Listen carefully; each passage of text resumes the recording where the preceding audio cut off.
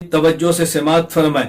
ایک حضرت حسین رضی اللہ عنہ ہے جو بیٹے علی المرتضی کے ہیں، ایک یزید ہے جو بیٹے حضرت امیر معاویہ رضی اللہ عنہ کے ہیں۔ حضرت علی رضی اللہ عنہ ہمارا ایمان ہے، حضرت امیر معاویہ رضی اللہ عنہ ہمارا ایمان ہے۔ علی المرتضی پیغمبر کے داماد ہیں، امیر معاویہ رضی اللہ عنہ یہ پیغمبر پاک کی بیوی ام حبیبہ کے بھائی، پیغمبر پاک کے برادر نسبتی یہ ہیں۔ علی المرتضی بھی سر کا تاج ہے۔ حضرت امیر معاویہ رضی اللہ عنہ یہ پوری امت کے خیر المؤمنین یعنی امت کے ماموں ہیں، ہم حلال زادے ہیں، ان کا بھی احترام کرتے ہیں، ان کا بھی احترام کرتے ہیں، دونوں ہمارے سر کے تاج ہیں، دونوں ہمارے ایمان کا حصہ ہیں۔ کسی ایک سے بھی نفرت کرنا یہ ایمان سے نکال دیتا ہے، کسی ایک سے بھی عداوت رکھنا یہ ایمان سے دور کر دیتا ہے۔ ہماری ان دونوں سے محبت قلبی ہے، ہم دونوں کو سر کا تاج مانتے ہیں۔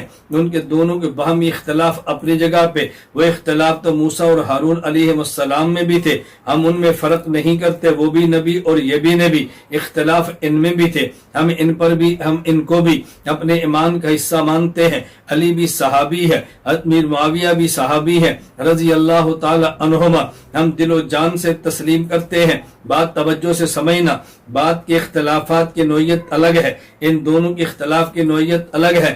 میں یہ بات اس لیے سمجھانا چاہتا ہوں، ہم حسینی ہیں، ہم یزیدی نہیں ہیں۔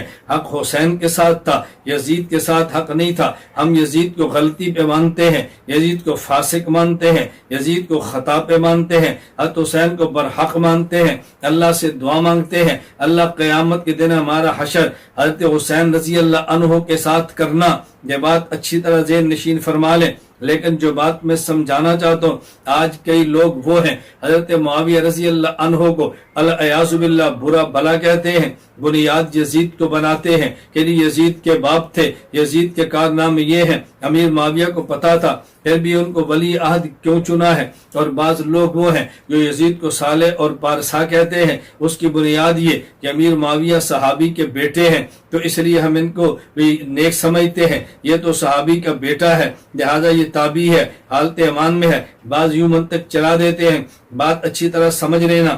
بعضوں نے یہ کہا کہ نہیں جی یزید تو اس یزید کی بنیاد پہ امیر معاویہ کو برا تھا، اور بعضوں نے کہا یزید بڑا اچھا تھا کیونکہ بعض صحابہ نے ان سے بیعت بھی کی ہے، تو صحابی تو غلط آدمی سے بیعت نہیں کر سکتے، صحابی تو برے آدمی کو اپنا ولی عہد نہیں بنا سکتا۔ اس غلط فہمی کے اندر کبھی مبتلا نہ ہونا، بات توجہ سے سمجھنا۔ یزید فاسق اور فاجر تھا، اور حضرت امیر معاویہ رضی اللہ عنہ نے اگر ولی عہد بنایا ہے، اس کی بنیاد یہ نہیں ہے کہ یزید نیک بہت تھا۔ توجہ رکھنا، اگر بعض صحابہ نے بیعت کی ہے اس کا معنی یہ نہیں تھا کہ یزید نیک بہت تھا۔ اصل مسئلہ یہ ہے خلافت میں دو چیزیں بنیادی ہیں، نمبر ایک انسان کا تقوی، نمبر دو تدبیر یعنی سیاسی امور میں ماہر ہونا۔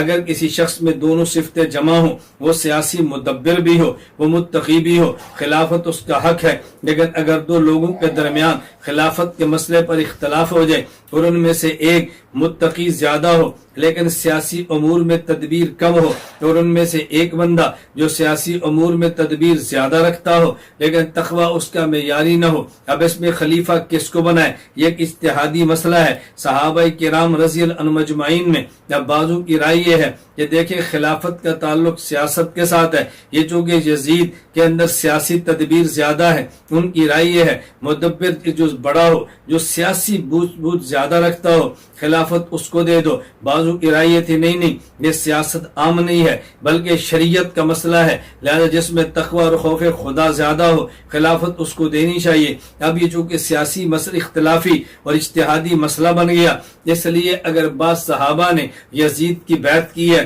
تو اس کی وجہ یہ نہیں تھی وہ یزید کو صالح سمجھے ہیں، اس کی وجہ یہ تھی وہ سیاسی امور میں مدبر سمجھے ہیں۔ اور بعض وہ صحابہ کرام جن نے یزید کی بیعت نہیں کی ہے حضرت حسین کے ساتھ کھڑے ہیں، اس کی وجہ وہ سمجھتے تھے کہ بنیاد اس کی تقوی ہے، اور جو تقوی حسین میں ہے یزید کو کہاں مل سکتا ہے، لہذا حضرت حسین رضی اللہ عنہ کو کے ہاتھ پر بیعت کریں اور یزید کی خلافت اور بیعت کا انکار کریں۔ بس یہ اجتہادی مسئلہ تھا، تو نہ حضرت حسین رضی اللہ تعالی عنہ کی بیعت نہ کرنے والے اور صحابہ کرام یزید کی بیعت کرنے والے، اس کی بنیاد پہ یزید کو صالح کہا جا سکتا ہے، اور نہ یزید کی ہاتھ پر بیعت کرنے کی وجہ سے یزید کو صالح کہہ سکتے ہیں، اور نہ یزید جیسے فاسق کو ولی عہد بنانے کی وجہ سے حضرت امیر معاویہ رضی اللہ عنہ پر زبان درازی کی جا سکتی ہے۔ یہ دو باتیں بالکل الگ تھلگ ہیں، اس کو سمجھنے کی کوشش کریں۔ اس لیے ہمارا موقف یہ ہے، ہم یزید کے ساتھ نہیں ہیں، ہم حضرت حسین کے ساتھ ہیں، یزید کے ساتھ قطعا نہیں ہے۔ ہم یزید کو فاسق سمجھتے ہیں، حضرت حسین کو صالح سمجھتے ہیں۔ یزید کو تابعی بھی سمجھنا مشکل ہے، حسین کو صحابی سمجھتے ہیں، کیونکہ تابعی کے لیے صرف مومن ہونا شرط نہیں ہے، صرف تابعی کے لیے صحابی کا بیٹا ہونا یا صحابی کی زیارت کافی نہیں ہے، صرف تابعی کے لیے ایمان پہ مرنا کافی نہیں ہے۔ صحابیت کے لیے بنیادی طور پہ 3 چیزیں ہیں۔ نمبر 1 ایمان بھی ہو، پیغمبر سے حالت ایمان میں لقاء ملاقات بھی ہو۔ نمبر 3 حالت ایمان پر موت بھی ہو۔ اور تابعی کے لیے 4 چیزیں ہیں۔ نمبر 1 حالت ایمان بھی ہو، حالت ایمان میں صحابی کی لقاء بھی ہو۔ نمبر 3 پھر صحابی کی کامل اتباع بھی ہو۔ نمبر 4 ایمان پر خاتمہ بھی ہو۔ تو جب کامل اتباع نہ تو تابعی کیسے کہیں گے؟ صحابی صحابیت صحبت سے بنا ہے، تابعی اتباع سے بنا ہے، تو صحابیت کے لیے صحبت پیغمبر ضروری ہے اور کافی ہے، لیکن تابعی کے لیے اتباع بھی ضروری ہے، صرف لقاء اور صحبت کافی نہیں ہے۔ یہ دونوں بات اچھی طرح ذہن نشین فرما لیں۔ تو میں نے آج آپ کی خدمت میں 3 باتیں عرض کی ہیں۔ نمبر 1، جب ہم اہل بیت کہیں گے، اس کا پہلا مصداق ازواج پیغمبر ہیں، اس کا دوسرا مصداق آل پیغمبر ہیں، اور یہ دونوں ہمارا ایمان ہے۔ نمبر 3 بات میں نے آپ کی خدمت میں کی ہے، پیغمبر کی ضرورت یہ ہے کہ دین کو دنیا پہ عام کیا جائے، دین کو دنیا پہ غالب کیا جائے، عرب سے عجم تک پہنچایا جائے، دین کو نافذ کیا جائے۔ یہ ضرورت اصحاب پیغمبر نے پوری کی ہے، پیغمبر کی خلوت کو جلوت میں لا کر خواتین تک پہنچایا جائے، یہ ضرورت ازواج پیغمبر نے پوری کی ہے۔ اور پیغمبر پاک کی تمنا میں اللہ کے راستے میں شہید ہو جاؤں، یہ تمنا آل پیغمبر نے پوری کی ہے کہ خود کٹ گئے، خود شہید ہو گئے اور پیغمبر کے جسم کا ٹکڑا تھے۔ نمبر 3، حق حضرت حسین کے ساتھ ہے، یزید کے ساتھ نہیں ہے۔ یزید کی وجہ سے حضرت امیر معاویہ رضی اللہ عنہ کو برا بھلا کہنا یہ بھی بجا ہے، اور یزید کے بعد صحابہ کے بیعت کرنے کی وجہ سے یزید کو صالح کہنا یہ بھی ٹھیک نہیں ہے۔